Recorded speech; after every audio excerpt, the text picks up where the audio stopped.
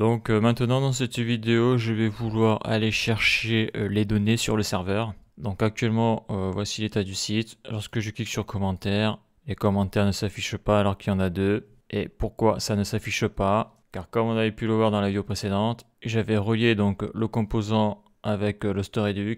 Donc le store est ici, index. Donc j'avais un réduceur qui est commentary slice. Donc je vais dans slice, commentary, voilà. Donc j'avais relié le composant avec le state qu'il y a ici. Donc actuellement dans le state il n'y a rien du tout. C'est l'initial state. Donc maintenant ce que je vais faire c'est aller chercher les données du serveur pour les mettre dans le state Redux.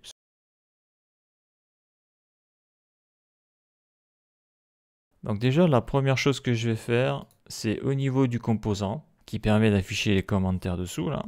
Donc ça va être au niveau de component feed comments et c'est feed display comments. Voilà, c'est celui-là. Alors qu'avant, pour afficher les commentaires, qu'est-ce que je faisais? Donc j'ai mon use effect ici, donc au montage du composant. Donc ça a utilisé mon custom hook qui est ici. Donc ça je vais le réactiver. En couleur ça sera plus joli.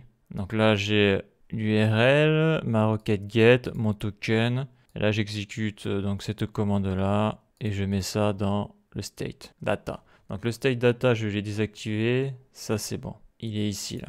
Donc lorsque ce composant sera activé, donc ce composant s'active lorsque je clique sur commentaire, il va falloir que donc l'useEffect s'exécute et qu'à l'intérieur je lance ma requête vers le serveur pour aller chercher les données. Donc je vais utiliser pour ça la méthode ou la fonction dispatch de React Redux.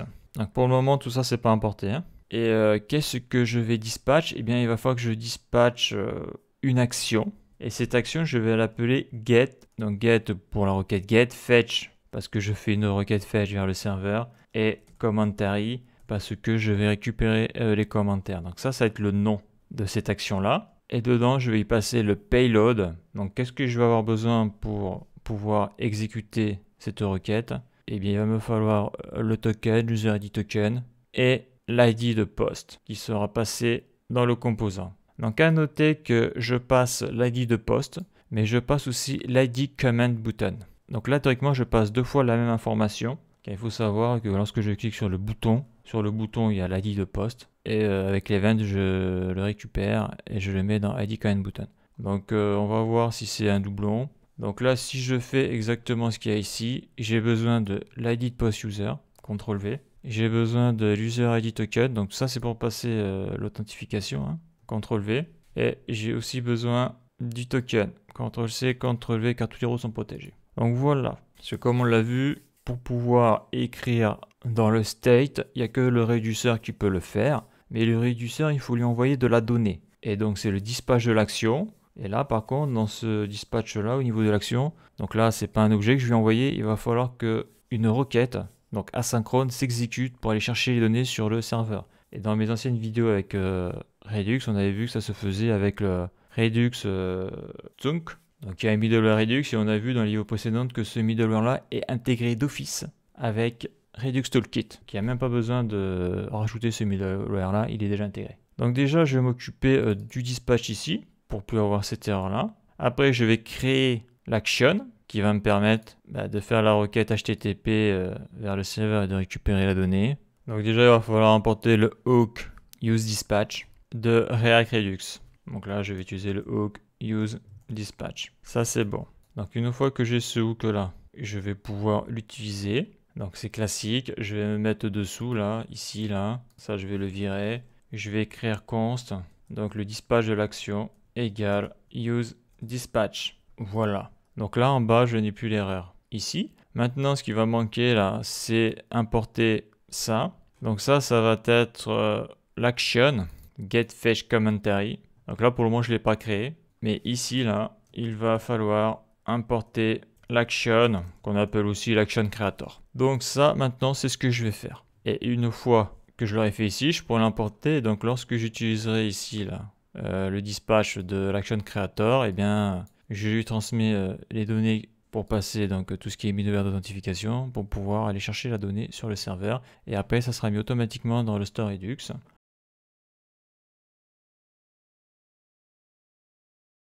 Voilà, donc là je retourne sur ici, donc là on a sur le store, Donc dans une vidéo précédente, j'avais fait le réduceur. Donc le réduceur, pour le moment, je lui mets rien parce que j'ai besoin de récupérer la donnée déjà. Mais après, il va falloir que je fasse le réduceur pour qu'il puisse mettre à jour le state. Mais déjà, il faut absolument la donnée. Donc la donnée, ça va se faire ici dans l'action. Aller chercher la donnée sur le serveur. Donc il va falloir que je crée un nouveau fichier. Je clique ici, donc comment je vais l'appeler? Je vais l'appeler commentary action. Donc ça veut dire que tout ce qui a en lien avec les commentaires, ça sera ici. Donc ça sera les requêtes get, post, delete et put. Voilà, donc la première chose à faire, ça va être de importer le réduceur que l'action va devoir mettre à jour. Hein, je rappelle, hein, c'est toujours la même chose. Il y a un event handler, donc là ça sera useEffect qui exécutera un code pour afficher les données. Donc dedans on a besoin donc de dispatch l'action et donc il faut importer l'action.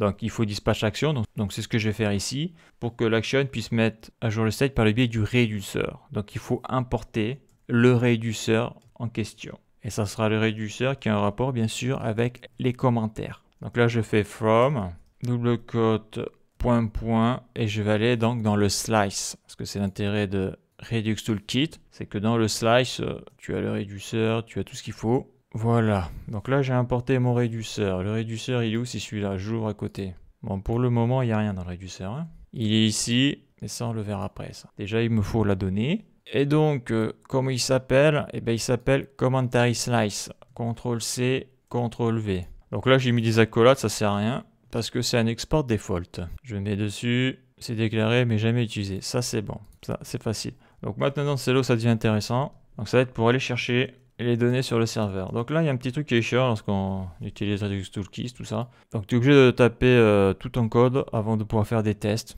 Donc tu vois que lorsque ce code là sera tapé, donc je pourrais faire des tests. Mais ce que je veux dire c'est que ce que je viens de faire juste avant là, dans le composant, peut-être que l'erreur sera dans le composant. Ce que je veux dire, c'est que l'erreur peut être soit sur ce que je viens de faire dans le composant, d'ailleurs je vais l'ouvrir ici, là, feed display comment, voilà. Donc soit l'erreur peut venir d'ici, si j'ai un problème, ou soit l'erreur pourra venir d'ici, ou l'erreur pourra venir du réduceur. Donc là, ce que je suis en train de faire, si ça ne marche pas, le problème peut venir de 3 endroits différents, soit du composant lui-même, au niveau là, du dispatch de l'action, par exemple, j'ai mis une mauvaise donnée ici, là, soit ça viendra de mon action creator, donc la requête que je vais pour envoyer vers le serveur, pour récupérer la donnée, ou ça viendra soit du réduceur, donc à chaque fois, et c'est ça qui est compliqué avec Redux, c'est que le problème peut venir de 3 endroits différents, et tu ne peux pas voir, quand tu écris ton code, tu ne peux pas voir chaque étape, parce que tu as besoin de faire 3 choses en même temps, ou plutôt je devrais dire, il faut que 3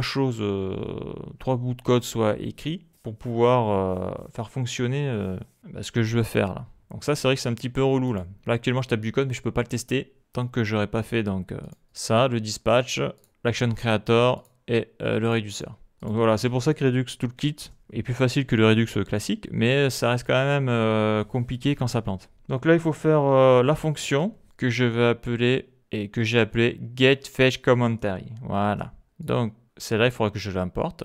Donc pour pouvoir l'importer, il faut que je l'exporte, donc ça va être const, CTRL-V égale les parenthèses, la flèche, voilà. Donc là, j'exporte cette fonction, donc là, si je veux, là, je peux l'importer maintenant. Je vais l'importer, comme ce n'est pas un export default, je dois mettre les accolades, et ça vient de, donc slash, slash, slash, il faut que je récupère le store, voilà, et ici, slash, et là, je dois aller dans les action creator, slash, et c'est dans commentary action.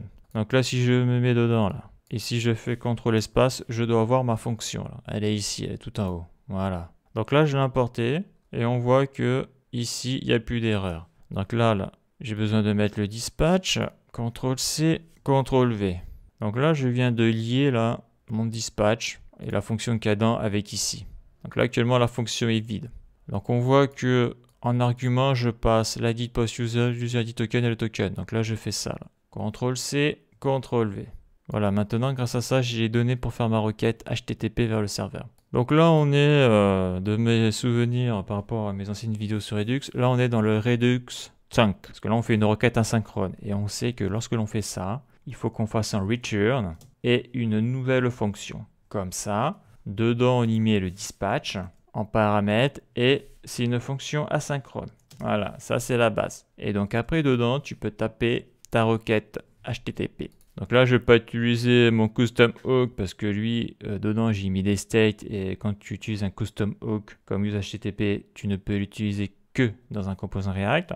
Donc ça voudrait dire que je devrais le modifier. C'est vrai que je pourrais en faire une fonction, mais bon, je vais retaper la requête entière.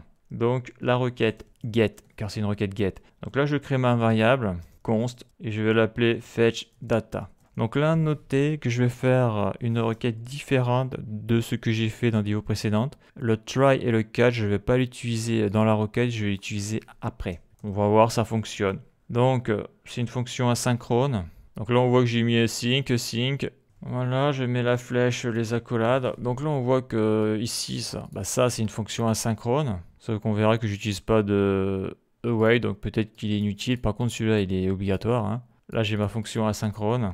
Quoi qu'on fera des tests si je supprime celui-là, voir celui-là ce que ça fait. Et après, donc, là, je récupère la réponse du serveur, donc const response égale, donc await.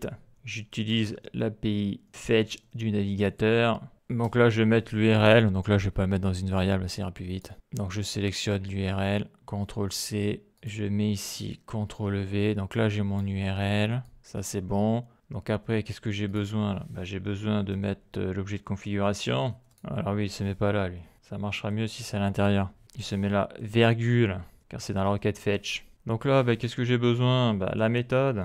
Donc c'est du get.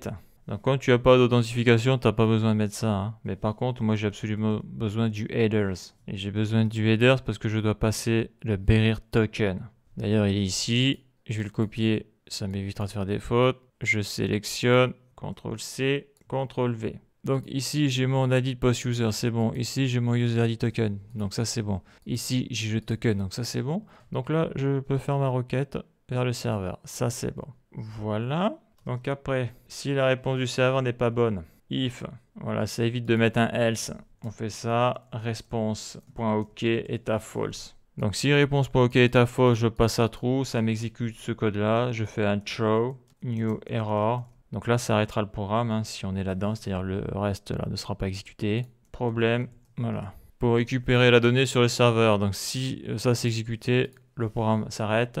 Donc si ça c'est false, eh bien le if il est sauté, ça va ici après. Donc const data, donc await response.json. Donc la réponse, je la convertis en JSON et j'ai un objet JavaScript dans data. Et après, qu'est-ce que je fais? Eh bien, je return la data, c'est tout. Donc majaltf, donc c'est pas fini parce que là actuellement là, la fonction fetch data, je ne l'ai pas encore appelée. D'ailleurs, je vais écrire fetch get data, c'est mieux, car c'est une requête get. Donc c'est là où je vais utiliser le try et le catch pour capturer l'erreur s'il y en a une. Donc après, suivant comment on a fait son truc, on peut envoyer le message d'erreur, hein, sur un composant, etc. Donc là pour le moment, je vais rester basique. Car le but c'est de voir déjà si j'arrive à faire marcher Redux Toolkit. Donc je vais aller chercher la donnée et cette donnée je vais la mettre dans une variable. Pourquoi? Parce qu'après cette variable là je vais devoir l'envoyer au réduceur pour qu'il puisse mettre à jour le state Redux. Donc je vais appeler ça const commentary data. Donc ça va être un await, CTRL V et voilà. Fetch get data qui est ici. Donc là ça va me chercher la donnée sur le serveur. Donc maintenant j'ai récupéré la donnée du serveur. Ce que je vais vouloir c'est dispatch cette donnée au niveau du reducer. Donc le reducer, en principe, je l'ai importé ici. J'ai importé le slice, donc je fais CTRL-C. Le reducer, il va être ici. Je ne l'ai pas écrit, mais moi, ce que je veux, c'est récupérer le reducer. Là. Donc je fais CTRL-V. Si je fais point, donc on voit que j'ai accès à ces différentes méthodes, mais c'est là où maintenant je dois faire mon reducer. Parce que là, je n'ai pas de reducer, donc je n'ai rien apporté. Là, je suis ici, mais là, il n'y a rien du tout. Alors, maintenant que j'ai la donnée, que je vais transférer dans mon réduceur doit mettre à jour le state. Donc là, il va falloir que j'écrive le réducer.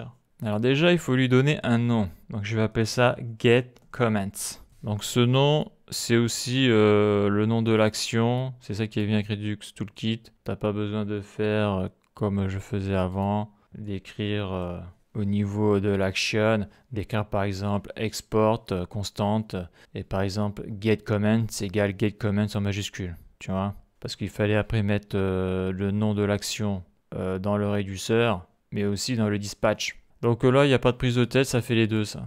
Donc dedans, il faut y mettre deux paramètres, le state et l'action. Donc là, on comprend vite que le state, ça va être l'initial state ici, là. Et l'action, c'est ce que je vais passer dans le dispatch. Donc moi, qu'est-ce que je veux faire là? Si je veux mettre à jour le state ici, là. Donc déjà, le state, il sera passé dans le paramètre ici. Donc ça sera son nom state. Et ce que je veux modifier là, c'est la clé comment. D'accord? Égal. Et là où c'est intéressant, parce qu'on utilise Immer, on n'a pas besoin de faire de shadow copy, ce genre de choses, c'est fait de manière automatique par la bibliothèque Immer.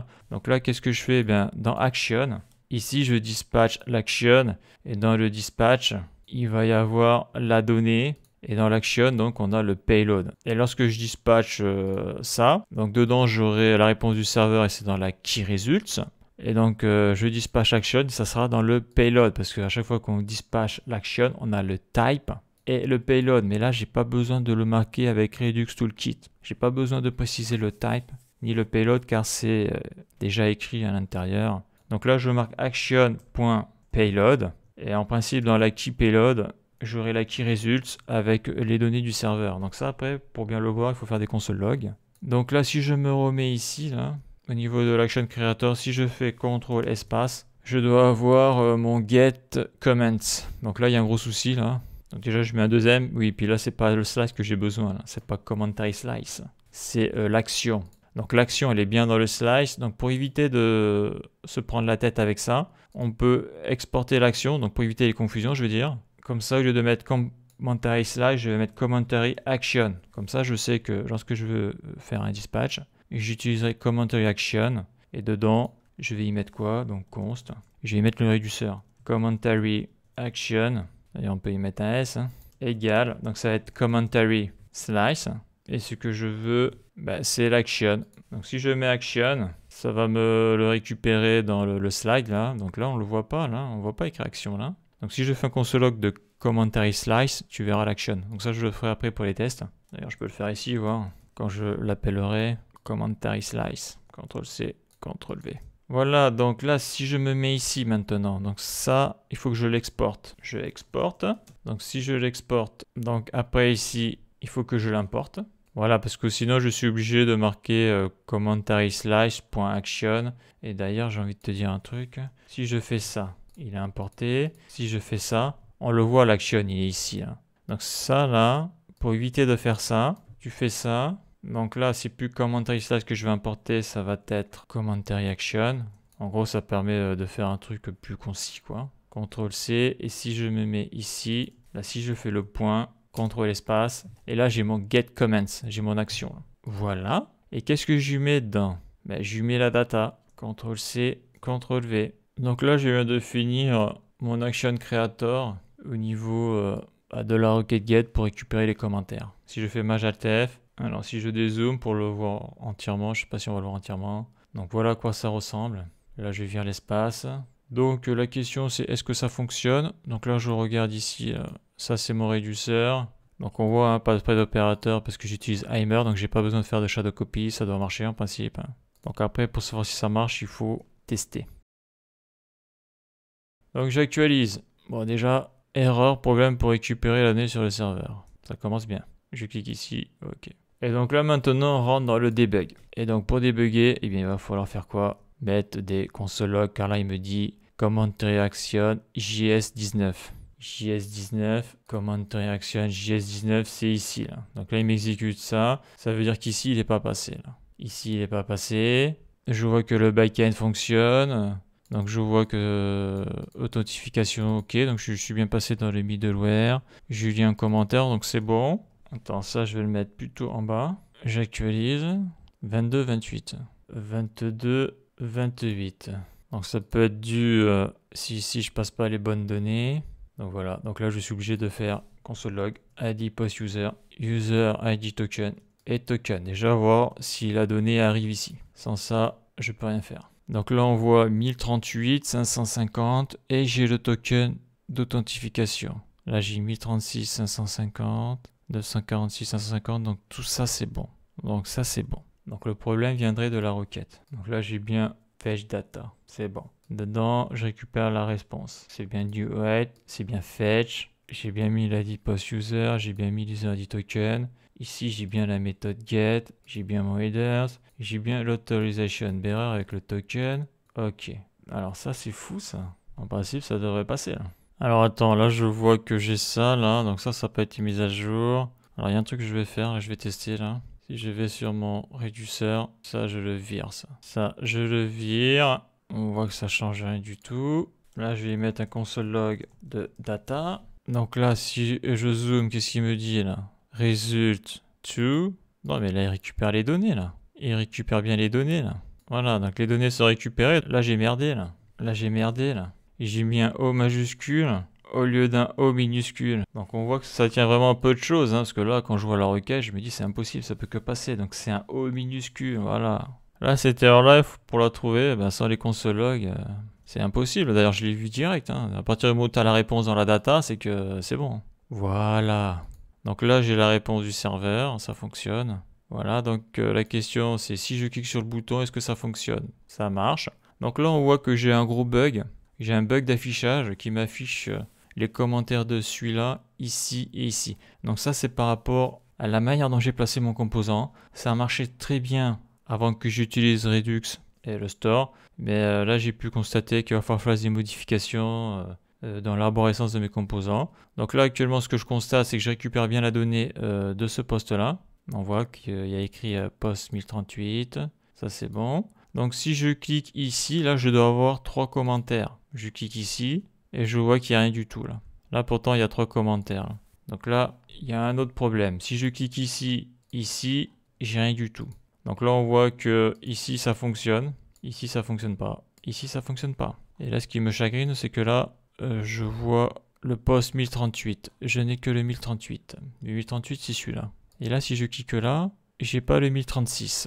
Donc là on voit un autre problème, c'est que la donnée que je passe dans mon dispatch, qui est ici, me passe l'ID post user, ok c'est super, mais c'est pas bon, parce que dans ma requête, là, on voit que j'ai toujours le 1038 ici, là, donc ok, super. Mais moi, ce que je veux, c'est que lorsque je clique sur ici, là, bah, que je transmette le 1036, et là, on voit que le 1036, il n'y arrive pas. Là. Donc c'est pas ID post user que je dois mettre. Donc ça marchait très bien avant, parce que, comme j'ai dit, c'est pas la même logique. En tout cas, en utilisant un store centralisé, la logique change. Donc, c'est pas ID post user que je dois utiliser, c'est ID command button. Car dans ID command button, je transmets l'ID de poste dans le bouton commentaire. Donc, je sélectionne ça, je le vire, CTRL V. Donc, tout ça, bien sûr, on l'a vu quand j'ai fait les composants. Donc, lui, qu'est-ce qu'il me réclame, lui? ID command button, virgule, CTRL V. Alors, lui, est-ce que j'en ai besoin? Bah, je l'utilise plus, donc j'en ai plus besoin. Donc ça aussi c'est très sensible. Toutes ces variables dans les dépendances, elles ont une fonction. Donc si tu supprimes une variable qui ne doit pas être supprimée, tu auras après un problème de re-render.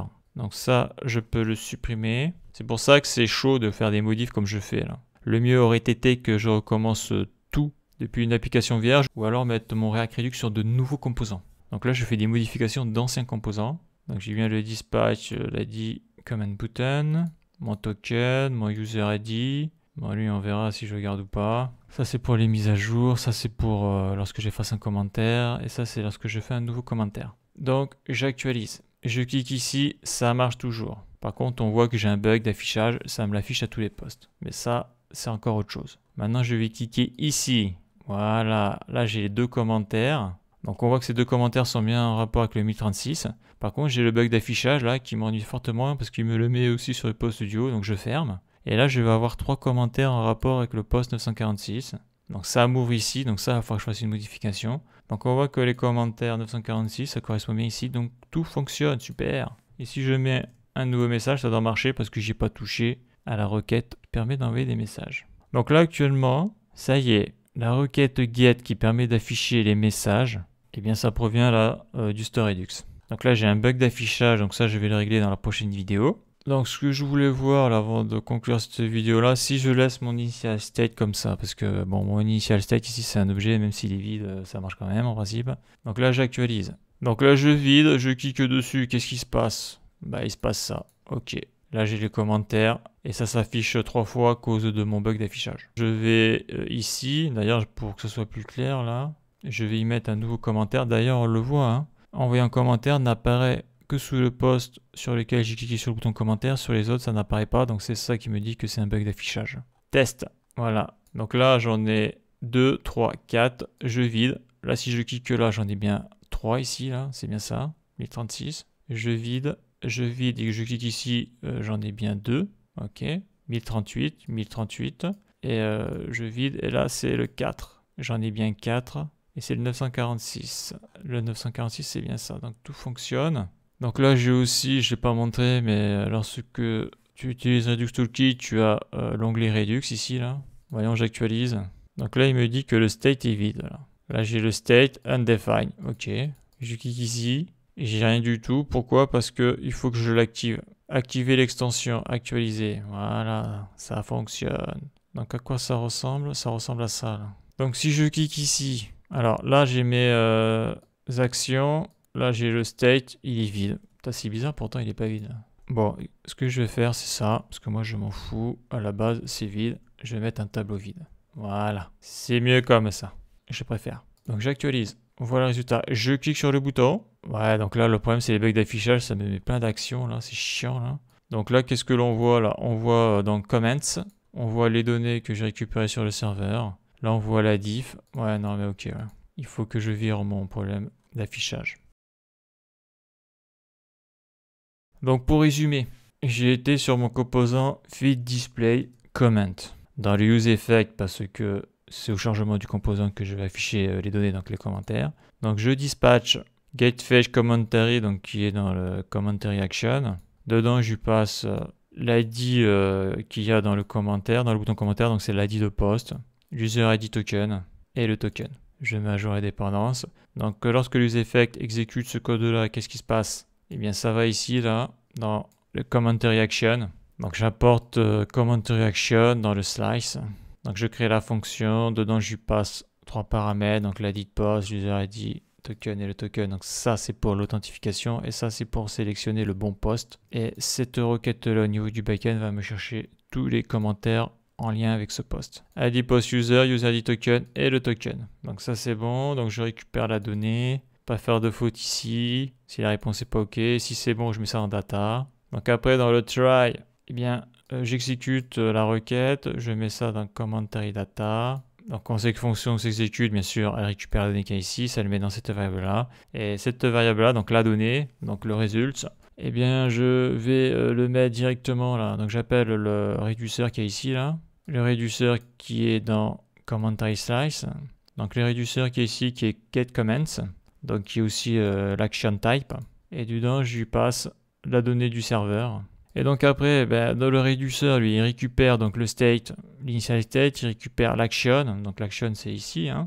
Et après, je mets directement à jour le state.comment. Parce que là, on est dans Redux Toolkit, donc il utilise Immer. Donc c'est Immer qui gère les shadow copies. Donc je modifie directement le state en faisant action, qui est ici. .payload.results. Et là, je lui mets la donnée. Et là, ce que je voulais faire, avant de conclure la vidéo, c'est voir ce qu'il y a dans le commentary slice. Voilà. Donc, si j'actualise, je zoome, on voit que c'est en haut, là. Donc là, j'ai une erreur quand perform state update on unmounted. Bon, c'est pas grave. Donc là, je suis sur commentary slice. Si je clique dessus, on voit que dedans, j'ai l'action. Et dans l'action, j'ai getComments. J'ai l'initial state, j'ai le name et j'ai le réduceur. Donc voilà, donc dans commentary slice, tu as l'action qui est ici et le nom de l'action c'est getComments. Donc tu fais commentary slice.action ou comme j'ai fait ici là, j'exporte commentary slice.action dans commentary action. Comme ça au niveau de l'action creator qui est ici, j'ai juste besoin de l'importer là. Et quand je dispatche la donnée que je reçois du serveur, eh bien j'ai juste à mettre commentary action. Donc pour sélectionner mon action qui est getComments, et après je lui balance la donnée et lui là le réduceur, il récupère tout ça, l'action et le state et il va mettre à jour le state et bien sûr la donnée dans le payload de l'action. Voilà en gros le fonctionnement. On voit que ça marche bien. Le seul souci pour le moment c'est que j'ai un bug d'affichage, donc ça je vais m'occuper dans la prochaine vidéo car aussi au niveau de la console c'est lisible, donc la suite dans le prochain épisode.